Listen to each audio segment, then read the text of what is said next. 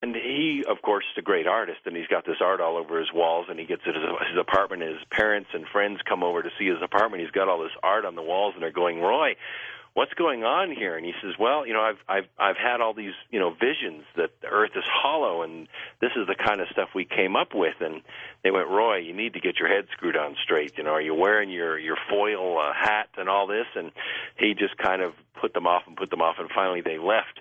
So he called up Tanya and said, Tanya, I know you know this guy Brooks Agnew. You got to put me in touch with him. And we had a phone conversation. We hit it off right away, and the first piece of art he sent us was perfect for the book cover. It was like unbelievable. And everything he's done for us, even the cover of the workshop DVDs that I do, he's just fabulous. We can't praise Roy enough. Who's Alexander? That's my middle name. Okay. That's my middle name. I don't like. Oh, there it is. There's the B. Okay. Okay. There it is. All right, we'll go to the phones. Here we go. Let's go to international line. John in Toronto. Thanks for holding, John. Hi, how you doing? Good. I just want a quick question. I'm sure all your listeners probably already know about the Illuminati. Now, over the years, they've tried very hard to reduce the world's population by 80% through AIDS, vaccines, pharmaceuticals, contrails, et cetera, et cetera. Now, I'm really mind-boggled because there's a lot of fear-mongering going on even with the heavy conspiracy theorists.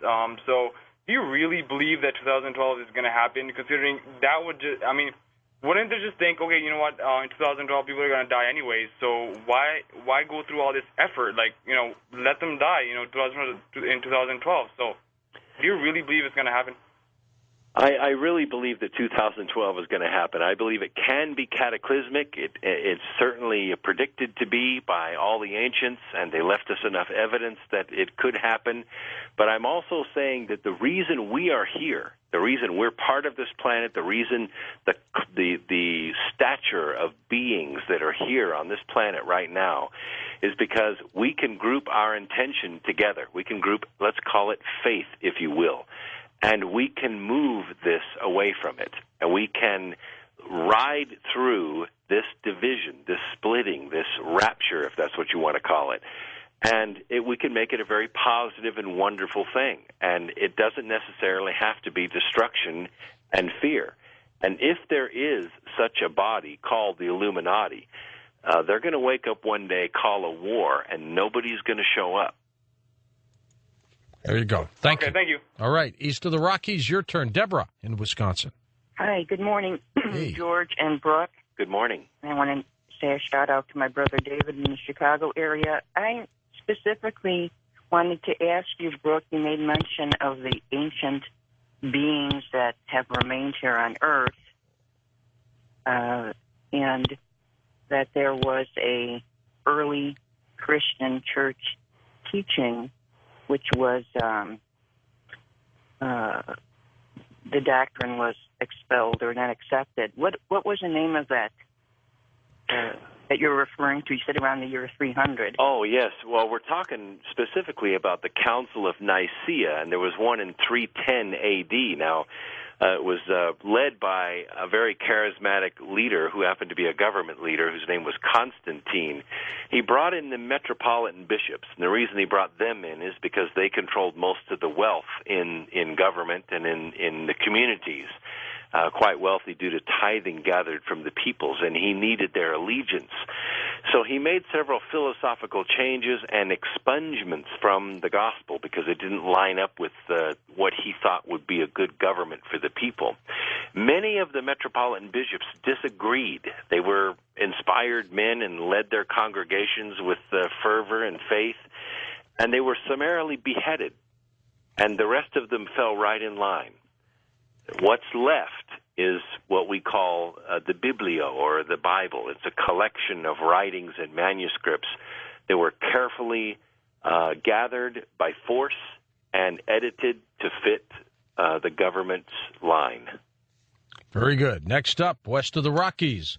Hello, Karen in California. That's me. That is you.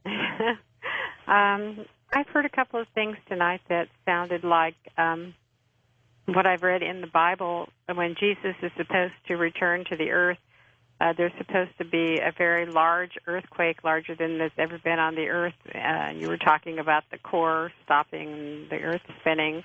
And also when the satellites are affected, it says that the captains of the Earth will be afraid because communications have been stopped.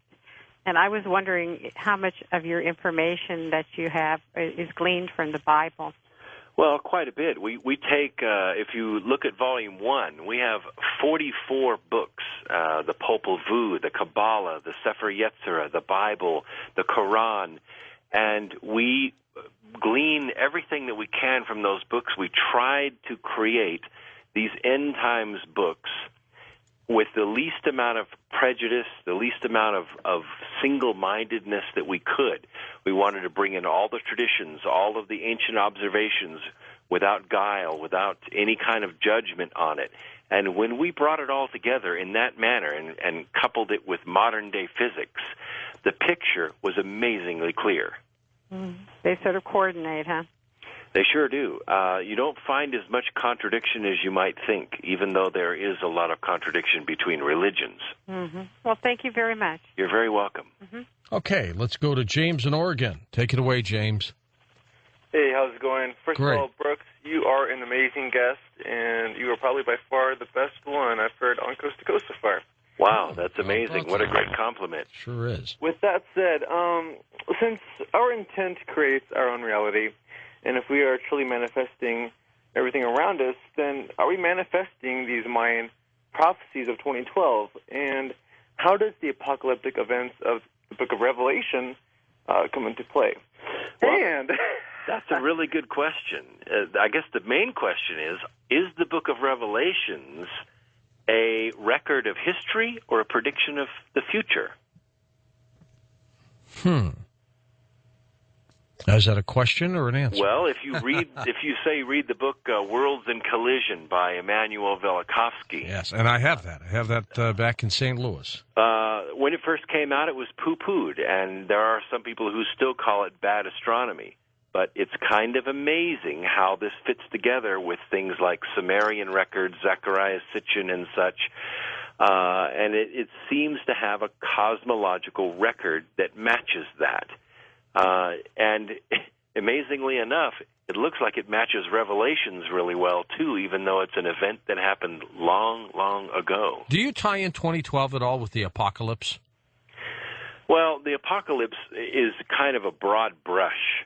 The apocalypse is an eschatological term, which means that we are going to have a war to end all wars. We're going to annihilate each other with weaponry. We're going to, melt each other before we hit the ground. And I think because that's a man-made event, that we clearly can walk away from that. Okay, let's go to our next wild card line. In Arizona we go. Hi there, Kaz. Hey, George, Dr. Agnew, how are you guys doing? Good. Great. I just had a comment and then a question. By far, 2012 to me has been the most serious prophecy. I didn't even bat an eye at Y2K because, as far as I've heard, there have been so many independent sources and ancient prophecies that all seem to come to 2012. I know I'm going to buy your books. I've been listening. I'm definitely getting them. But I had heard also, besides in the Codex Cartesianus with the 2012, of course, the ending of the calendar, and the supposed the Dark Mother, which is like the center of the Milky Way galaxy being a black hole. Exactly. And how this lines up, I guess every 26,000 years you said that the Earth and the Sun will be lining up with the center of the galaxy, and this only happens every 26,000 years. Now, besides that, there was the Merlin, I believe, prophecies by something called the Merlin in the Middle Ages, who's along the lines of Nostradamus. He apparently also came up with the date 2012, and on top of that, the I Ching apparently from the when it was conceived, the final calculation works out to roughly December 21st, 2012.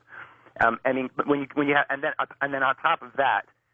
Apparently, the solar maximum with the solar flares, it comes, I believe, every 11 years, just so happens to fall around 2012. And That's with right. all these things, it kind of scares you.